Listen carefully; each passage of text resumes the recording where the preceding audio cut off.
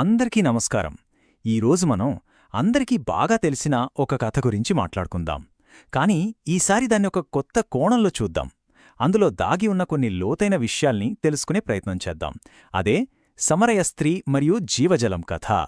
సరే, మనం ఈ కథను ఎలా చూడబోతున్నామంటే, ఫస్ట్ ఆ బావి దగ్గర అసలేం జరిగిందో చూద్దాం. ఆ తర్వాత ఈ జీవజలమంటే ఏంటో తెలుసుకుందాం. కథలో ఒక ఊహించని ట్విస్ట్ వస్తుంది. అదేంటో గమనించి ఫైనల్గా ఈ కథ నుండి మనం నేర్చుకోవాల్సిన పాఠాలేంటో చర్చిద్దాం. సరే, కథలోకి వెళ్ళిపోదాం. అంతా ఎక్కడ మొదలైందంటే సమరియా అనే ప్రాంతంలో ఒక పాత బావి దగ్గర. మంచి మధ్యాహ్నం, ఎండగా ఉంది. అక్కడే ఇద్దరు అపరిచితులు కలుసుకున్నారు. మామూలుగా మొదలైన వాళ్ల మాటలు అసాధారణంగా మారిపోయాయి.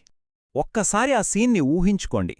యేసు ప్రయాణం చేసి బాగా అలసిపోయి ఒక బావి దగ్గర కూర్చున్నారు. ఆయన శిష్యులేమో భోజనం కోసం దగ్గర్లోని ఊరికి వెళ్లారు. సరిగ్గా అప్పుడే నీళ్లు పట్టుకోవడానికి ఒక స్త్రీ అక్కడికొచ్చింది. అప్పుడు యేసు ఆమెను సింపుల్గా తాగడానికి కొన్ని నీళ్లు అడిగారు. అక్కడే అసలు విషయం మొదలైంది.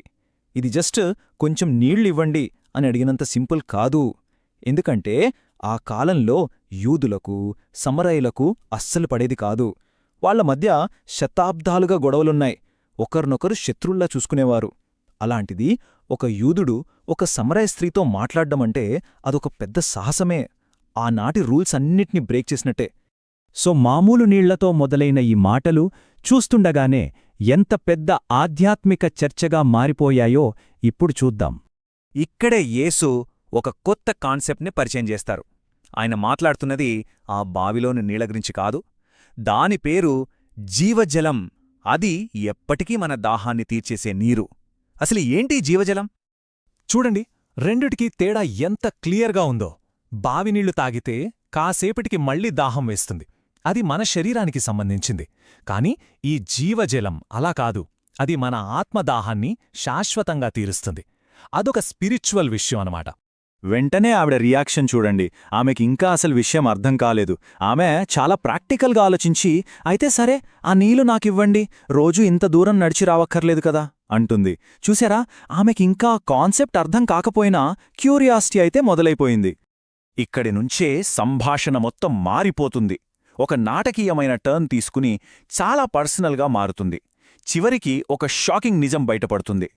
అంతసేపు జీవజలం గురించి మాట్లాడిన యేసు సడన్గా టాపిక్ మార్చేస్తారు. సరే, నువ్వెళ్ళి నీ భర్తనిక్కడికి పిలుచుకోండ్రా అంటారు. వినడానికి చాలా సింపుల్గా అనిపించినా ఈ ఒక్క మాటే కథలో అతి పెద్ద ట్విస్ట్. ఆమె నిజాయితీగా నాకు భర్త లేడు అని చెప్పగానే యేసు ఆమెకు పెద్ద షాకిస్తారు. ఆమె గతాన్ని మొత్తం చెప్తారు. నీకు ఇదివరకే 5 భర్తలు ఉన్నారు, ఇప్పుడు నీతో ఉన్న వ్యక్తి కూడా నీ భర్త కాదు అని చెప్తారు. ఒక్కసారి ఆలోచించండి, తను ఎవరో కూడా తెలియని ఒక వ్యక్తికి తన లైఫ్ సీక్రెట్స్ అన్నీ ఎలా తెలిశాయని ఆవిడెంత షాకయ్యుంటుందో. ఆ ఒక్క క్షణంలో ఆమెకు అంతా అర్థమైపోయింది. తన ముందు కూర్చున్నది ఒక మామూలు మనిషి కాదు. తన గతాన్ని కూడా చదవగలిగే దైవశక్తి ఉన్న ఒక ప్రవక్త అని ఆమె గ్రహించింది. సరే, కథ అందులోని ట్విస్టులన్నీ చూశాం కదా. మరింతకీ ఈ స్టోరీ నుండి మనం నేర్చుకోవాల్సిన పాఠాలేంటి? మొదటిది, మనం మనుషులతో ఎలా ఉండాలి అనే దాని గురించి. యేసు చూడండి, ఆవిడ బ్యాక్గ్రౌండ్ ఏంటి, గతమేంటి అని చూడలేదు. దయతో, ప్రేమతో మాట్లాడారు. అంటే మనం కూడా ఇతరుల గతాన్ని బట్టి వాళ్ళని జడ్జ్ చేయకూడదు. ఇది చాలా ముఖ్యమైన పాఠం. ఇక రెండో పాఠం ఆ జీవజలం గురించి. జీవజలం అంటే మన జీవితానికి అసలైన అర్థాన్నిచ్చే సత్యం అన్నమాట. ఈ కథ ఏం చెబుతోందంటే, అలాంటి సత్యాన్ని మనం తెలుసుకోవడమే కాదు, దాన్ని ఇతరులతో పంచుకోవడం కూడా అంతే ముఖ్యం.